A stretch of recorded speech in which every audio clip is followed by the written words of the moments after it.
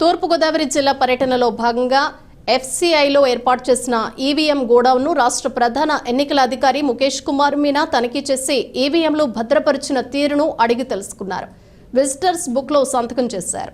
ఆయన వెంట జిల్లా collector doctor Madhavilatha, SP P Jagadish, రాజకీయ పార్టీల నాయకులు ఉన్నారు. ఈ సందర్భంగా జిల్లా ఎన్నికల అధికారి మాధవీలత జిల్లాలోని 7 అసెంబ్లీ నియోజకవర్గాల పరిధిలోకి ఈవీఎంలు, వీవీప్యాట్స్, కంట్రోల్ యూనిట్స్ భద్రపరచడం జరిగిందని పేర్కొన్నారు. వివిధ నియోజకవర్గాలకు చెందిన పార్లమెంటు, అసెంబ్లీ నియోజకవర్గాల వారీగా ఈవీఎంల అనుబంధ యూనిట్స్ విషయంలో తీసుకున్న భద్రతాపరమైన అంశాలను సీఈఓ ముఖేష్ కుమార్ మీనాకు వివరించడం జరిగింది.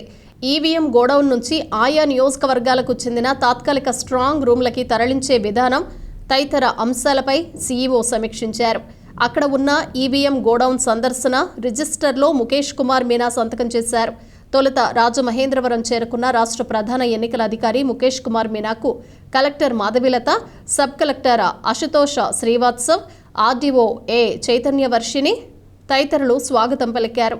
రాజకీయ పార్టీల ప్రతినిధులు Nallabati Ramesh, Boora Ramachandrarao, Nagulapati Subrahmanyam, K Rajasekhar, Anand Saladi, KRRC SDT R Krishnanayak, తహసీల్దార్, ఎలక్షన్ సిబ్బంది పాల్గొన్నారు.